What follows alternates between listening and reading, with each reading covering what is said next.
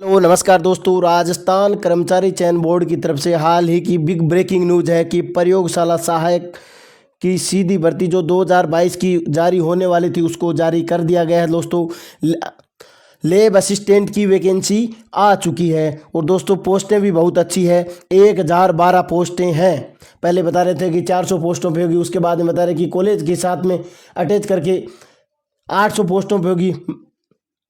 अब 1012 पोस्टें आई है, अलग अलग डिपार्टमेंट में आई है। देखो उन क्या कौन से डिपार्टमेंट में है मैं आपको बता देता हूँ। प्रयोगशाला सहायक विज्ञान माध्यमिक शिक्षा विभाग में गैर अनुसूचित की 218, अनुसूचित क्षेत्र की 243 और कुल 461 पोस्टें आई है। प्रयोगशाला सहायक कृषि विभाग में कुल 16 पोस्ट आई है। प्रयोगशाला सहायक विज्ञान कॉलेज शिक्षा आयुक्तालय में 308, प्रयोगशाला सहायक विज्ञान राज्य विधि विज्ञान प्रयोगशाला में 14 और कनिष्ठ प्रयोगशाला सहायक विज्ञान राज्य विधि विज्ञान प्रयोगशाला में 48 पोस्ट। प्रयोगशाला सहायक भूगोल में कॉलेज शिक्षा आयुक्तालय में डिपार्टमेंट में 128 पोस्ट हैं और प्रयोगशाला सहायक गृह विज्ञान कॉलेज शिक्षा आयुक्तालय में 37 पोस्ट हैं। दोस्तों कुल गैर अनुसूचित क्षेत्र की 735, अनुसूचित क्षेत्र की 277 और टोटल 1012। अब इनके पद कोड भी आपको दिए हुए हैं कि कौन सी 1 2 3 4 5 7 वैकेंसी है, सातों के आपके पद कोड दिए हुए हैं। आपको फॉर्म है जो ऑनलाइन करना होगा, एसएसओ आईडी के माध्यम से आप ऑनलाइन कर सकते हैं। एसएसओ नहीं बनाई तो जो फर्स्ट बार में है तो एसएसओ आईडी बना करके अपना आवेदन कर दें और जो बने हो तो उसी एसएसओ से आवेदन करना है। आवेदन शुल्क की बात करें तो सामान्य वर्ग व क्रिमिनल श्रेणी के अन्य पिछड़ा वर्ग अति पिछड़ा वर्ग के आवेदक को तो 450 रुपये, राजस्थान के नॉन क्रिमिनल के पिछड़ा वर्ग अति पिछड़ा वर्ग के व आर्थिक रूप से कमजोर आवेदकों हेतु 350 रुपये और सामान्य विशेष योग्यजन तथा राजस्थान के अनुसूचित जाति जनजाति के आवेदकों हेतु 250 रुपये का आवेदन शुल्क लिया जाएगा।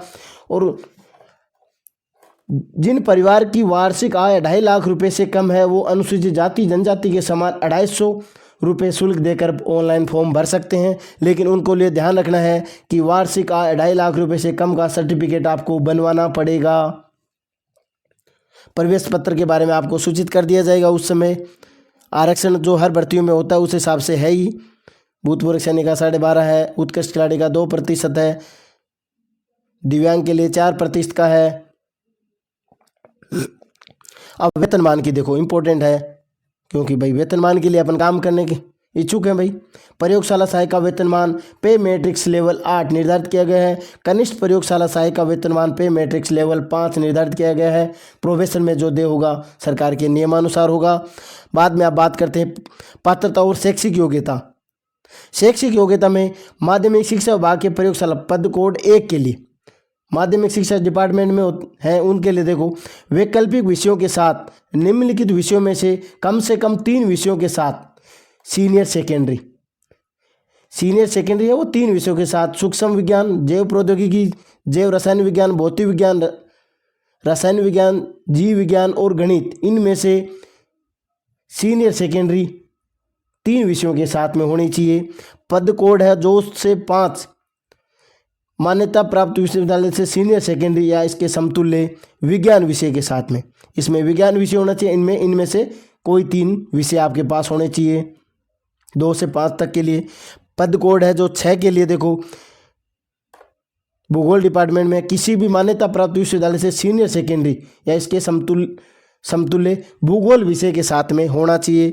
गृह विज्ञान में भी सीनियर सेकेंडरी और गृह विज्ञान विषय के साथ में होना चाहिए। साथ में देवनागरी लिपि, हिंदी में लिखना आना, राजस्थान की संस्कृति का ज्ञान वो सभी को है क्योंकि राजस्थान जी के इसमें आने वाला है तो ज्ञान होगा तभी होगा पास। आयु है जो 1 जनवरी 2023 को 18 वर्ष से 40 वर्ष तक का होना चाहिए। मतलब लगभग अब 17.5 साल का है वो इस भर्ती में बैठ सकता है। जो अपीयरिंग है तो वो भी फॉर्म भर सकता है। आपका रिजल्ट है वो एग्ज़ाम डेट से पहले आना चाहिए भाई। उसके बाद में देखो छूट की बात करें तो सब भर्तियों में होती है, उसी के अकॉर्डिंग आपकी छूट है।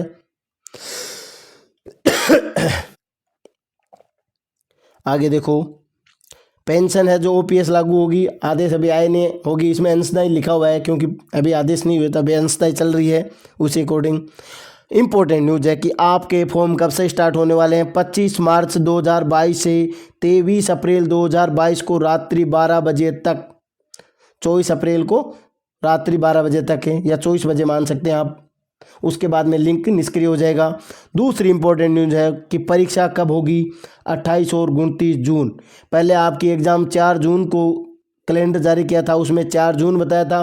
अब 4 जून को दूसरी एग्ज़ाम की वजह से आपकी एग्ज़ाम है वो 28 और 29 जून को निर्धारित कर दी गई है दोस्तों।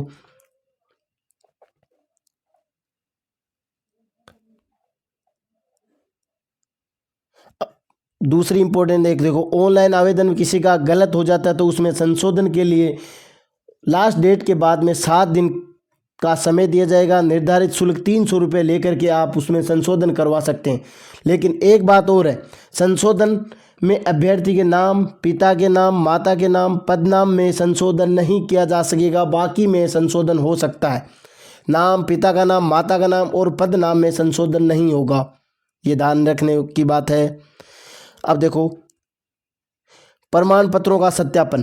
कार्मिक विभाग की अधिसूचना 20 जनवरी 2022 के अनुसार अगर आवेदक को वर्ग विशेष, अनुसूचित जाति, जनजाति, अन्य पिछड़ा वर्ग, अति पिछड़ा वर्ग, आर्थिक रूप से कमजोर वर्ग का लाभ तभी दे होगा जब आवेदक का उक्त प्रमाण पत्र भर्ती के लिए अंतिम तिथि या इसके पूर्व सक्षम अधिकारी द्वारा जारी कर दिया जाएगा। आपके फॉर्म की लास्ट डेट है, फॉर्म भर रहे हैं, उससे पहले का आपके पास प्रमाण पत्र होना चाहिए। अब देखो, जाति प्रमाण पत्र की वैधता के अनुसूचित जाति, जनजाति के लिए जारी किए गए जाति प्रमाण पत्रों की अवधि जीवन पर्यंत होगी। इसी के लिए संबंधित प्रमाण पत्र एक ही बार जारी किया जाएगा, परंतु क्रिमिनल में नहीं होने संबंधित तथ्य को 3 साल की विधि सम्मत शपथ पत्र के आधार पर मान्यता दी जाएगी। ओबीसी का हूँ ये तो एक बार, लेकिन क्रिमिनल में हूँ या नहीं उसके लिए क्रिमिनल में नहीं होने के संबंधी प्रमाण पत्र 1 वर्ष के लिए मान्य होगा। अगर एक बार क्रिमिनल में नहीं होने का प्रमाण पत्र जारी होने के उपरांत अगर प्रार्थी आगामी वर्ष में भी क्रिमिनल नहीं है, ऐसी स्थिति में सत्यापित शपथ पत्र लेकर पूर्व में जारी प्रमाण पत्र को ही मान लिया जाएगा। ऐसा अधिकतम 3 वर्ष के लिए हो सकता है। सामाजिक और न्याय एवं अधिकारिता विभाग में 26 जून 2019 के अनुसार अति पिछड़ा वर्ग के वर्णित जाति को अन्य पिछड़ा वर्ग की जाति प्रमाण पत्र के आधार पर ही अति पिछड़ा वर्ग का लाभ दे होगा। इंपॉर्टेंट न्यूज है, देखो, विवाहित महिलाओं का जाति प्रमाण पत्र या आय प्रमाण पत्र माता पिता की आय के आधार पर होगा, पति की आय के आधार पर नहीं होगा। विवाहित महिलाओं में ये काफ़ी कंफ्यूज में रहता है, तो इसमें पहले ही विज्ञप्ति में ही बता दिया कि ये होगा। राजस्थान राज्य में अन्य पिछड़ा वर्ग, अति पिछड़ा वर्ग क्रिमिनल के आरक्षण का लाभ दे नहीं होगा। अतः ऐसे अभ्यर्थियों को ऑनलाइन एप्लीकेशन का फॉर्म सामान्य आवेदकों के रूप में ही करना होगा।